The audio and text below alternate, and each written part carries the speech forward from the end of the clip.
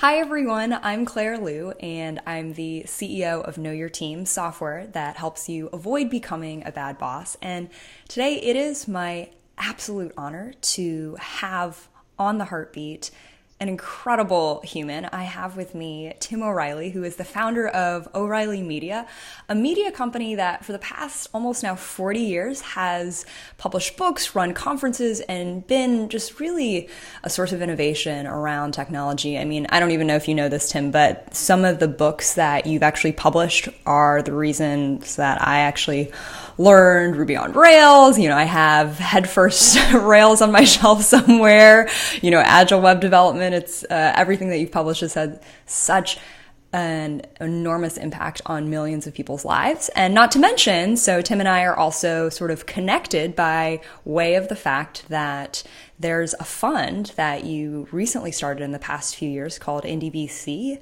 and it's focused on profit-focused companies, and we are in the portfolio batch for V3, and so an honor to be able to partner with you, to be able to partner with Bryce Roberts, who we've also had on the show, and so excited to have you here, Tim, today. I know you've been thinking a lot about the way technology has... Can I interrupt you? Please, yeah. Just a small correction to the, addition to the introduction. The biggest part of our business today is our online learning platform. It's actually bigger than books and conferences combined. Amazing. And so you'll find out about that if you go to O'Reilly.com.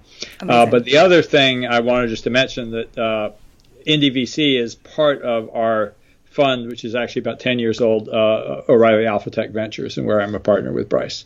Exactly. No, thank you so much for that elaboration. It's there's so much about what you've done and what you've built. It's almost like, how can I even fit it into the 30-second intro for sure. No, but I know right before this we were talking about how a lot of your energy, in addition to running and building O'Reilly Media, in addition to OATV and IndieVC, et cetera, is thinking about the way technology is influencing policy and influencing our world. And so we could definitely go into all of that and talk all about that, Tim. But today in particular, I'm actually dying to ask you this one question that I've been asking leaders for almost the past 2 years now on this podcast. And you don't know the question, so I'm going to give it to you here live if you're ready. Sure. All right, we'll do this. So the question is, what's one thing, or it could be several things, that you wish you would have learned earlier as a leader? Probably the thing that certainly as advice that I give to others is value your financial people more than you do. If you're a technology person, you tend to think that technology is all that matters. And I wrote a piece maybe, 8 or 9 years ago for LinkedIn called How I Failed. Yes. And I actually described the problem I had, which was that for many years I was the most sophisticated financial person in my company. And it wasn't for lack of trying. I hired CFOs and so on. But I would always be saying like, hey, there's something wrong with that number.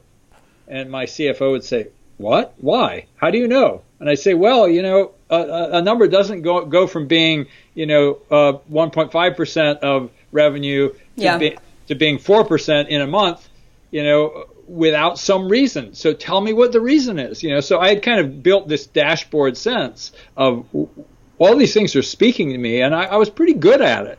Yes. But until I actually had a CFO who was better at it than I was just missing a huge opportunity. And we really got that actually because of the dot-com bust, where we had somebody who had actually been working with us as a consultant, and we nearly went out of business. And, she came in and she renegotiated our contracts. She sort of shifted many parts of the business, made it way more efficient. And I look back, during the 90s, we were primarily a publishing company at that point. We'd started conferences, and we'd done some other things on the side, like start the first web content company and the first web portal, but the first website to have advertising. But, we had all this money tied up in inventory, and we had all these bad agreements. And as a result, cash flow was killing us. We were always Yes. profitable. We were a company that had been started with, no investment other than $500 of used furniture that I used to start the company. And, but we built, all of our profits were getting sucked up by inventory. And, as a result of that, we had to do various things. Like we sold,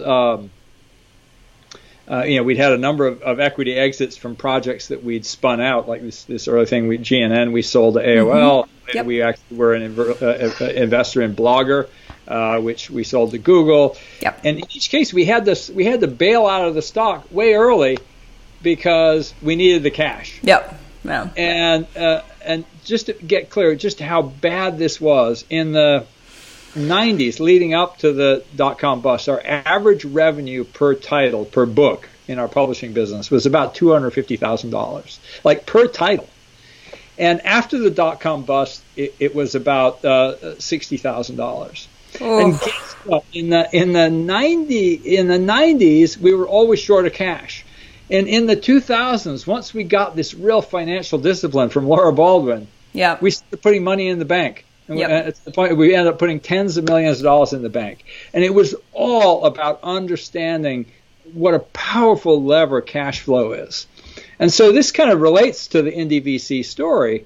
Sure. Because if you actually don't have, we were not on the VC drip, but we were sort of on the, well, grow and, the money will come. And, our version of VC was, well, we would invent something new and we would spin it out and sell it, or, we'd have a best-selling product that would give us a big cash infusion. And then we would spend it. And it was sort of like lacking the financial discipline. Yes. Lacking the financial discipline, we built, we still succeeded, but we could have succeeded so much more. If we had been running tight from the get-go. Absolutely. I'm sitting over here just like nodding my head vigorously, Tim, because it is a thing that unfortunately happens so often. That is the main contributing factor to a lot of companies going under and to a lot of CEOs. I have friends of mine who, have disclosed to me just how that lack of financial discipline has put them and their company in a place where they can't make good decisions anymore as a leader. And yet it's interestingly not talked about, right? Yeah. I think literally I've interviewed more than 50 people over the past 2 years, and no two people have said the same exact answer to this question, but no one has come even close to talking about this financial discipline. And I do remember you writing about this in your piece, how I failed. So I'm curious to get your perspective. I mean, you work with hundreds and hundreds of entrepreneurs all the time, and leaders, not to mention. Why do you think it is that we don't talk about this?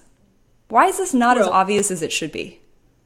I mean, there's two things. First, we are in an industry that is driven by venture capital. And the incentives of venture capital are to basically have you spend money fast, run out, raise a new round, experiment fast to figure out if you are going to be one of the bottle rockets, because that's what they're looking for. So if you think about the portfolio of venture capital as a lab, they're here, the scientists in white coats, and they want their various lab cultures to grow fast. You're giving them lots of nutrients, and because you want to figure out which ones are going to be, winners. And that's not necessarily the incentive for the entrepreneur. Right. Your incentive for the entrepreneur should be to right size, to do market discovery at the right pace. And we've started to get narrative about that from the lean startup movement. When you hear from Eric Ries and he says, Sure. his first startup failed, and they realized that should they have done 3 chat systems instead of 10? No, he said no. Actually, what we should have done is just done a web page advertising our product, and we would have found out that nobody wanted it. That whole minimum viable product idea is certainly related to that. But also, I remember Mark Leslie, who was the founder of Veritas. He actually has a bit of a chip on his shoulder because he feels like he talked about lean startup principles, except in sales. long before Steve Blank and Eric did. But Mark talked about the mistake that a lot of companies make on sales, which is they build a giant sales force. And he said, look, when you're trying to figure out whether you have the right product or not, you need a very different kind of salesperson. And you only need 2 or 3 of them because they're doing discovery. Yes. And you don't want to scale it until you know that it works. And I think that, in general, that is, the discipline of seed to first round, and the scaling of VC is supposed to follow that model where you're doing a small thing and discovering, and so you should be lean. But in practice, there's been so much capital that it became very easy or too easy for companies to say, oh, my job is to put the pedal to the metal from the get-go. Right. And I think when you're living in an ecosystem where the incentive for yourself isn't there to be accountable to being profitable, and the primary stakeholders, the folks who are even giving you money and then also encouraging you to continue to spend are, they have different incentives than yours. Of course you don't want to think about it or talk about it. So that makes... There are people like Reid Hoffman who writes a book about blitzscaling, saying this is the way to succeed. Right. Take insane risks. Do the blitzkrieg, and that is actually, as I said in the piece I wrote about that for Quartz back in February. I said that it's a survivorship bias masquerading as a strategy. Yes, companies have done that and they've succeeded. Yep. But boy, it's self-selected, and if you look at a company like Google. They didn't raise very much money. They scaled up as they succeeded. Right. And even Facebook, which did raise a lot of money, I asked Mark about it, and I said, no, well, we raised a lot of money because we saw how fast we were growing, and we said we better have a cushion. He said, but we were close to cash flow positive the entire time. Right.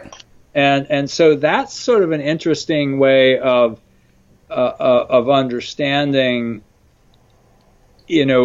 Again, I think way more businesses would benefit enormously if they understood that that you're not building a financial instrument, i.e., something to exit, but you are, you're really trying to build a lasting business, because then you have the opportunity to exit if you're really successful. Right. But we've increasingly gone into a world where it's this self-fulfilling prophecy where you'll even go talk to an entrepreneur and you'll say, how are you doing? And they say, oh, we just raised our Series C. And I go, well, that's not about your business. That's about your fundraising. I want to hear them say, well, we just landed amazing new customers, or, our users love us. Why is the first thing out of your mouth how much money you raised? That's not your business. Yeah. And the example I use is like, I say, business is like a road trip. You can't forget to stop at a gas station, but that's not what you're doing. And this is like you ask somebody, how's your trip? And they go, oh man, I just filled my tank at the local Exxon. It was great. Yeah, really? Really? That's how you're doing? That's how your trip was? Right. It's I love that analogy. It's such an important reminder, I think, to actually recenter on why we even do this in the first place as leaders, right? Like that articulation of sort of the highlight of what they're building being the funding says so much in itself. I'm wondering for you, Tim, and you talked a little bit about this in your piece of how I failed, bringing in a CFO, becoming a lot more financially rigorous, realizing, oh, wow, I should actually treat, the financial team as partners in the business. What, on a more maybe tactical level, do you feel like leaders overlook or feel like they could be doing to make sure they have this, financial rigor? Is it, as soon as you can hire a CFO? Is it, make sure you have some, like, depending on, the size? I'm curious just if there, as you look back, kind of when were the moments when you're like, no, I really wish someone would have told me this earlier. I don't know that, I think it's just something that grew on me over time. Yeah. Again, obviously I had this, real wake up call with the .com bust, where we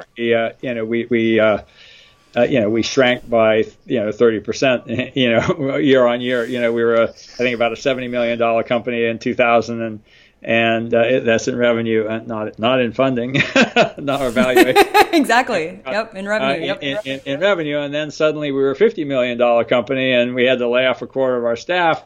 It was pretty harrowing. I'd always been a very paternalistic employer too, so I kind of I would have probably gone down with the ship, and Laura was the one who came in and said, "You have to do layoffs, or the company's gonna go down." And right. We did. We laid off 25% of our staff, and it was sort of a worst experience of my life. We had these binders of the people we were considering, and I'm sitting there kind of looking at the binder sort of like this, and I see all this hair on my binder, and I go, "What the hell? Where this?" And my hair was falling out literally as I was trying to. As I was confronting that reality. Yep. It was really kind of a horrible experience. But anyway, so that's what woke me up to it. Yes. But the other thing I would just sort of say is I did have this sense of finance as a kind of dashboard.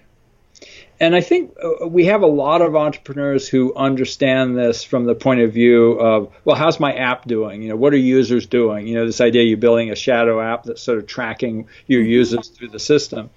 And I think the best companies understand that those two things are the same. I think that there's it's very hard. There are a lot of financial people out there and CFOs out there who are just, bean counters. They are just on the numbers side. And you have to actually go, no, I want a CFO who's really attuned to this is the lifeblood of the business. How do all these activities come together? And that's also really about strategy. There's this wonderful line from these consultants I worked with back also around 2000, Dan and Meredith Beam. And they did this work on what's your business model, and they had a line which was, a business model is the way that all the parts of your business work together to create customer value and business advantage, something like that. Yes. And and when what do you mean by that? And they use as an example Southwest Airlines, and they go, okay, you say Southwest Airlines, United, they're both airlines. They have completely different business models, and they go, well, explain, and they go through. Well, look, United had this hub and spoke model. Southwest is all point to point. United does baggage handling. Southwest, doesn't. They won't forward your baggage from one flight to another. They've done all these things that make them able to be the low-cost airline. Yes. And surprisingly, they also pay their people more, which is counterintuitive. But again, stock ownership, there are all these things. They said these are all part of their business model. You don't just sort of say, oh, yeah, we're going to have a low-cost version of United Airlines. And that's why all those other low-cost airlines failed, because they didn't actually understand how all the pieces come together. And, so it's just really a great way of forcing you to think about what makes you special, what is the source of your value, and how all of these pieces come together. And your financial team should actually be helping you understand how that actually leads to financial outcomes. Absolutely. So in some sense, they're mapping the flows of activity and through the business that lead to your results. Definitely. I there's like two different threads that sort of I'm pulling together here. One is just this sort of an insane amount of sensitivity, right, around the linkage between finances and the actual progress and movement in the business. And then two is just this integrative approach to thinking about it, right, and that you actually want your financial team to be not just, like you were saying, bean counters, but a part of the strategy and really understanding how the two influence each other. And I mean, my guess is it sounds like even in the beginning you had that very intuitive sense of, okay, if these numbers are down, then this means this in the business, and I have to pay less closer attention and this is off, and it becomes sort of a gut feeling. And I think a lot of leaders don't even pay attention to that. Like, I think it's, especially if you don't consider yourself like a numbers person or a finance person, you're just, it's like, oh, someone else is going to take care of that. But I love that reminder of just that linkage and sensitivity between finances and the business, and then that integrative approach around thinking about finance. Can I pivot the conversation a little bit to a totally different topic? Let's do it. Yeah. And I also have like 5 million questions, Tim, as well. I want to hear what's on your mind. Yeah. I just wanted to talk about, since this is a podcast about leadership. Yes. And I think a really important concept for people is to understand that leadership isn't just about your own company. I think the leadership that I'm most proud of in my career has been leadership for the industry. And here we are, this little company, and the one I'm probably proudest of is the sort of Web 2.0 thing in some sense, because it literally came out of our strategic objective in 2003. Here we were on the ropes from the dot-com bust. And our strategic objective in 2003 was we want to reignite enthusiasm in the computer industry. Yes. And we said, how are we going to do that? And we said, well, we're going to tell a story about why things are going to get better. And, and it was like, hey, you thought the dot-com bust was the end. It was actually, the clearing out of the people who had the wrong business model. And we're starting to see the emergence of the people who had this new business model. Let's talk about what that new business model is. Yep. It's like the old, and we went through this list of things. It was like the old model did this, the new model does that, and that was really the heart of that storytelling. And it really did reignite enthusiasm. We had literally consultants coming out of the woodwork saying, "Thank you," and and it wasn't the first time we'd done it. I'd kind of had that, early experience back in the early 90s where we were very involved in the commercial internet and evangelization for that as a model. Mm-hmm. We literally got permission from the National Science Foundation to do advertising, with GNN. Right. We're the first people to do it, and it made it possible for other people to do it. So leadership is showing what's possible. And then in this line that we've always used at O'Reilly, create more value than you capture, because you make opportunity for others, you can grow with the market. And the same thing when we were working on Unix and open source. Here we're this publisher on this sort of obscure topic. And I still remember all my competitors. I went to them and I said, I want to give booksellers a bibliography of all the best books on Unix and Linux and the X Windows system. Because I want them to carry more. And they're like, you're going to do a marketing piece that includes our books? Yeah. And I said, yeah, because, I figure if they expand their category, because they understand how it, they see it as a category, we'll do well. Yes. And sure, you'll do well too. It's also why when we started what's now the O'Reilly Online platform as an ebook platform, we invited in our biggest competitor. We said, yeah, it'll be good for you, but it'll be even better for our customers and better for us because, we'll be competing on our platform, but there'll be more value for everybody. Grow the pie. And so, leadership leadership's super important inside the company. Yes. But you have to think about your industry and how the really great companies are creating value for others. Period. Like no bounds, right? Yeah. In terms of, is this person giving me money for my product, for my books, for my conferences? I mean, I think so much of the impact and the influence that you've had is, coining terms like open source software and being a leader in thinking through that space is in thinking about Web 2.0, right? Like that term didn't exist before, really O'Reilly introduced that and how much that's shaped the way people have thought and acted in our industry. What well, here's the thing, Tim, right? So it's like, okay, I love this reframing of leadership, not just specific to your organization, but, to a broader scope, thinking, more maybe about problem orientation, thinking more about the people you're trying to serve.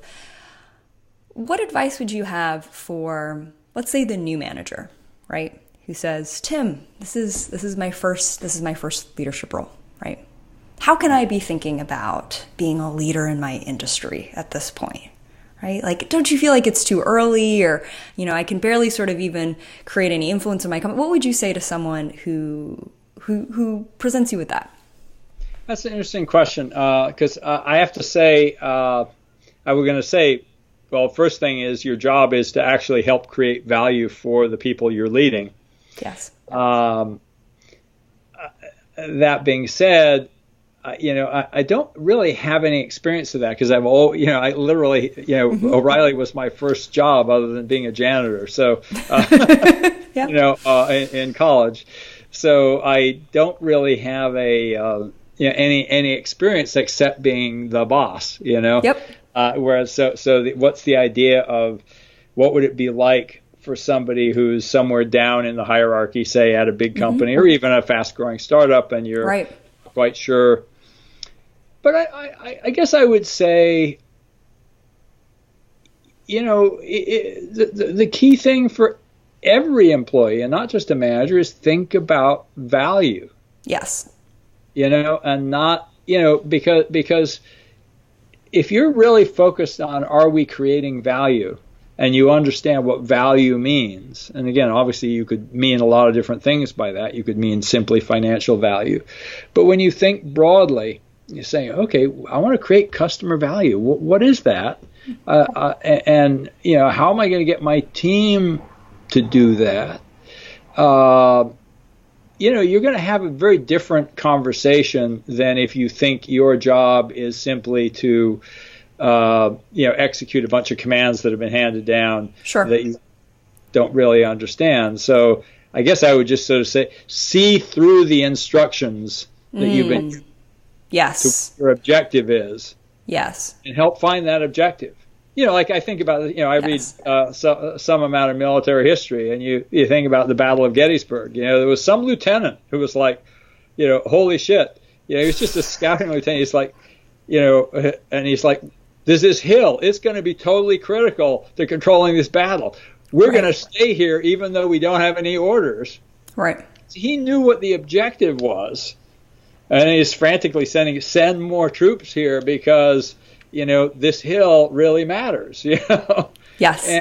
And if somebody was just like, well, my orders were to go do this thing, they've gotten the objective. And I think anywhere in the organization, can recognize when there's an opportunity for value creation that is aligned with the company objectives, but being missed.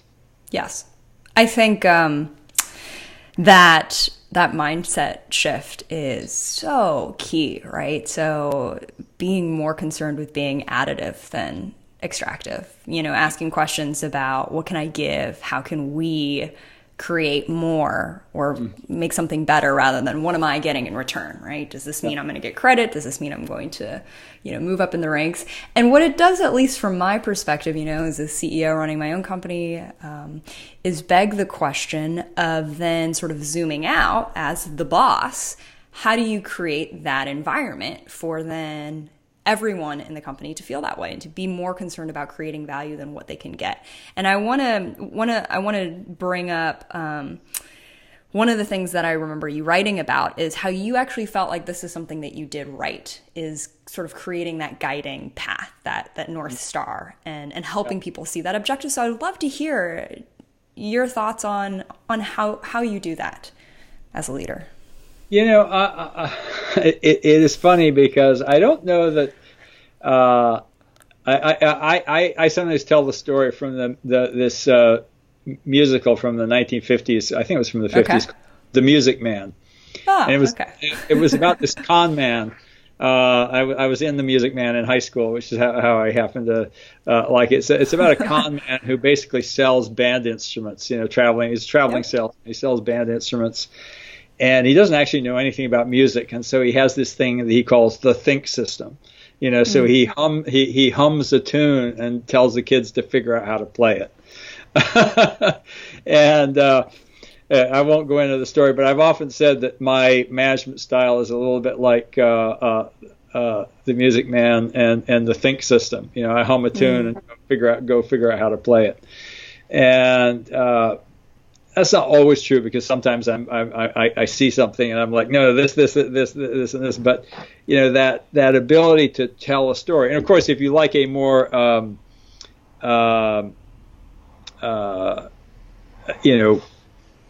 poetic version of that, I was actually thinking about this earlier. The Antoine de Saint-Exupéry quote: "Build a ship, don't drum up people to collect wood, and don't assign them tasks and work, but rather teach them to long for the endless immensity of the sea." Yes. Like a great example of that, I feel, when it was in 2008, I gave a talk at our Emerging Technologies Conference called Why I Love Hackers. And I ended it with this poem of Rilke, where he says, Rilke. He talks about the wrestlers of the Old Testament wrestling with the angels. They couldn't hope to win, but they came right from the fight. And then he says, what we fight with is so small, and when we win, it makes us small. What we want is to be defeated decisively by successively greater beings. And I gave, and Jen Palka, who's now my wife, came up to me with like shining eyes and said, we were working together on like the Web 2.0 Expo, and she said, I need to talk like that for my conference aimed at entrepreneurs. And that's when I started to give the a series of talks called Work on Stuff That Matters. And it's that ability to kind of tell people, like, it's okay to be idealistic. It's okay. It's okay to do things that are hard and worthwhile. Yeah. And there's a kind of aspirational leadership that we need more of, that tells people that it's okay to be about more than making money. And I have actually I'm really proud of this. I remember one guy talking to me. He said, like, I was just kind of thinking about all these, possible startup ideas, and they didn't pass the Tim O'Reilly test. And I was like, what do you mean? And he's like, well, they were just about, like, hey, I could make some money doing this thing. And he's like, I wanted to find something where I could make money doing something really worthwhile. And some of my favorite entrepreneurs, they are like that. I think about someone like Will Marshall at Planet. It's like this big vision about what could we do, if we had access to, this daily view or ultimately hourly view of the changes in the Earth's surface. Fantastic, visionary investment. I'm just thinking about companies from our portfolio. Control Labs, they're thinking about, control, direct, brain machine interfaces, because they think of all the possibilities that this creates for humanity.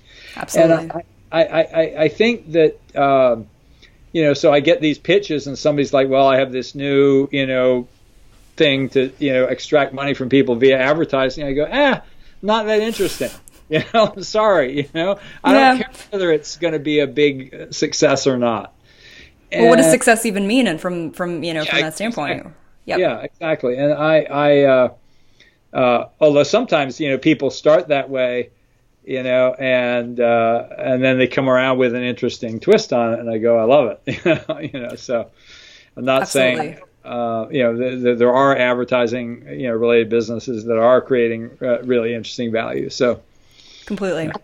That hopefulness, Tim, is so refreshing, and to your point, is exactly what we need. I know for so many entrepreneurs who feel like they are hoping for that better place, for that world where, this could be just so much better, and we could be helping people in such a better way. I think it's easy to get bogged down in the rest of the world telling you, you know what, maybe you're not going to make it, or, maybe you shouldn't be thinking this way, or, maybe you should be more focused on your short-term gains than the strides you're making in the long term. So hearing that is so refreshing.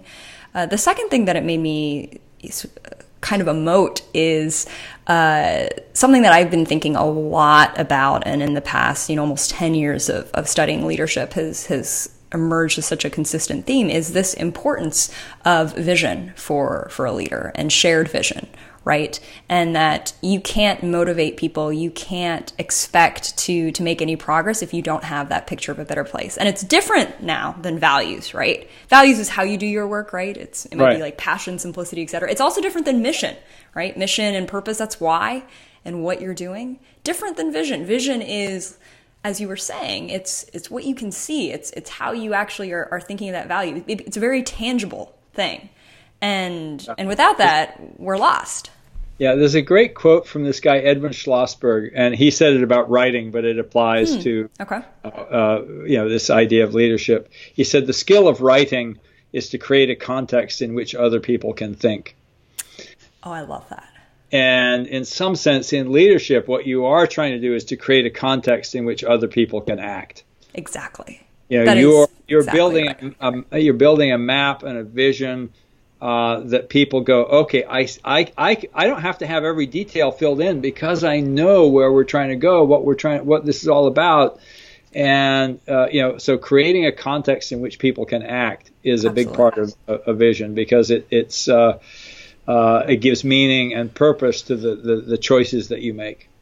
It's the most powerful motivating force for someone to take that action, and it's the ultimate clarifying force as well, to your point, to those decisions in that context. Yeah, and they're often a little orthogonal to the obvious. Like one of the things that I've spent a lot of time on in my own company right now is around this whole idea of platform economics. It's become clear to me. I've been spending a lot of time on this with Google and Amazon and Facebook, and this idea that these companies are building these big algorithmically managed economies, and they have chief economists, and they have these systems that really allocate in this wonderful phrasing from this economist Alvin Roth, who gets what and why.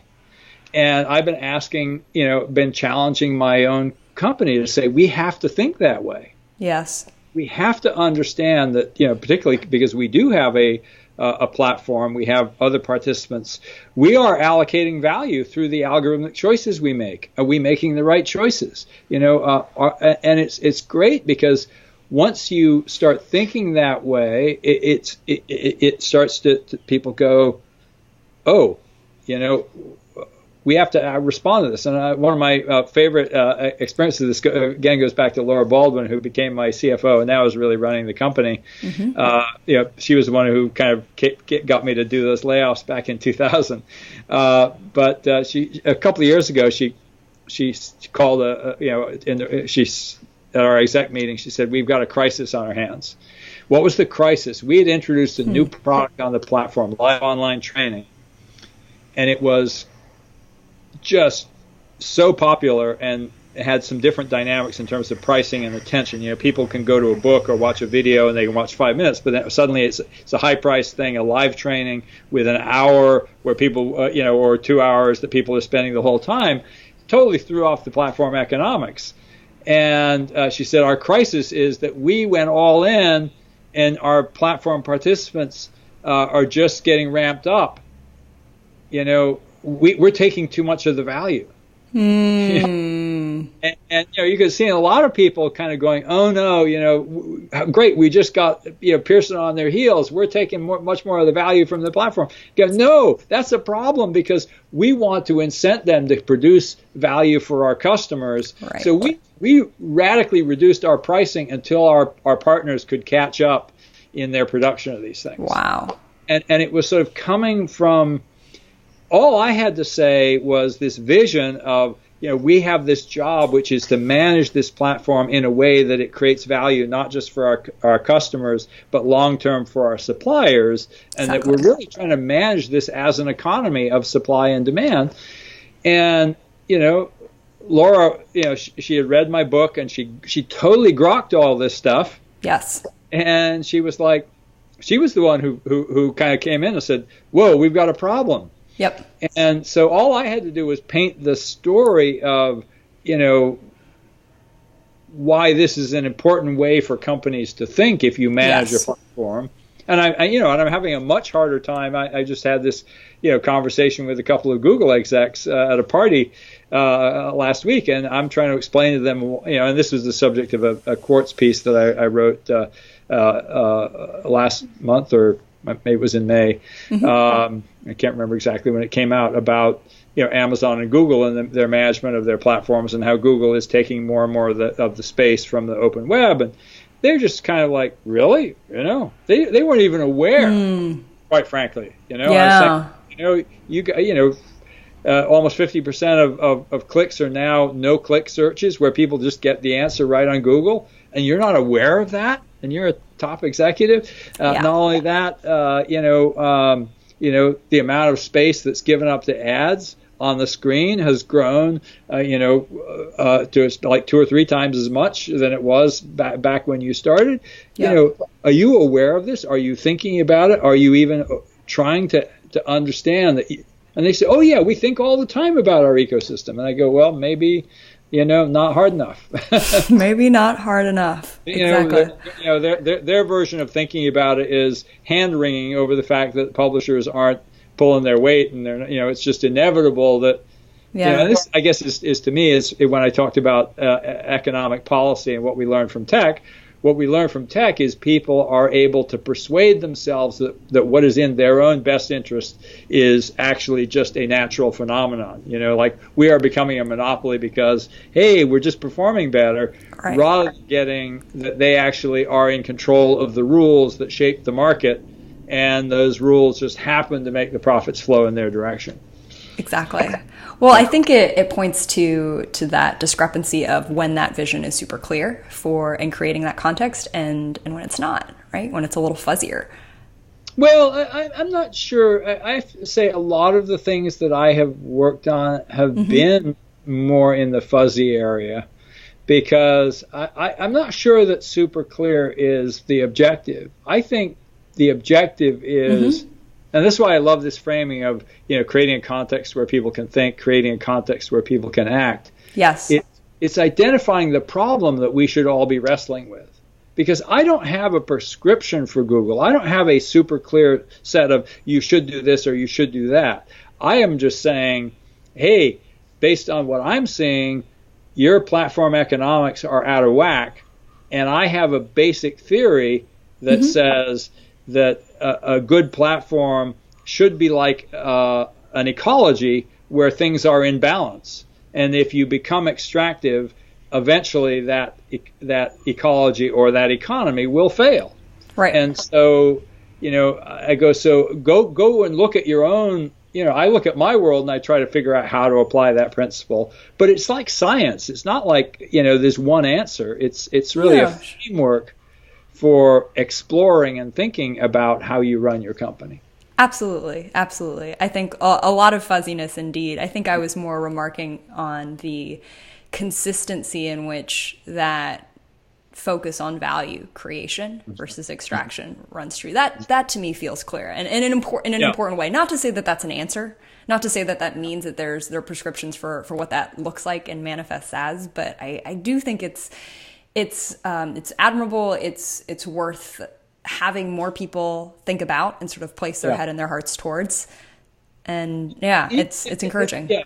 And it is, and it's not like you can't extract value. You want to extract value. You just want to extract. You want to create more than you extract. A great analogy for this is the prairie soil of the American Midwest. Something like back when it was 12 or 16 feet deep. When they started farming this. It's you come through the Dust Bowl, you come through all this stuff, and now we're kind of at this point where you have to put in lots and lots of fertilizer, because guess what? They extracted more than they put back. And at some point it actually stops working as well. And so if you thought about that and you go, oh, if we had figured out earlier on that the world is not limitless, that you have to actually build in a cycle of regeneration. And you have these people who talk about regenerative agriculture, like, well, these are the practices that actually rebuild the soil. So you take something out and you put something back. and it could be the cycle of animals and crops and various kinds of things. We're slowly understanding how you do that. But it starts with an understanding that you have to do it. That if you don't do it, you can't. That if you just extract, you'll eventually run out of soil. And I think that that's what Microsoft did with the PC. It's what I think Google is doing with the web. And I think that we're gonna come to a point where everybody's going to go, oh, how do we rebuild the economy? I think we generally have an extractive economy that is not sustainable, and climate change, of course, is one of the big things that's going to teach us that. Oh, and for already teaching us day by day, minute by minute. I could literally continue to ask you and barrage you with questions, Tim, but for the sake of wanting to put back more into the soil than we're taking, right? Want to be respectful of your time. Thank you so much, as always, for your wisdom, for your time, for continuing to be a voice to the optimism that we need as we think about leadership. And I encourage everyone, obviously, to follow you, your work, O'Reilly, and that if you've enjoyed our conversation, to definitely rate, of course, our podcasts, share it, follow along on iTunes. And thank you so much again, Tim. Well, thank you, Claire. It's great to talk with you, and thank you for your leadership. Appreciate it.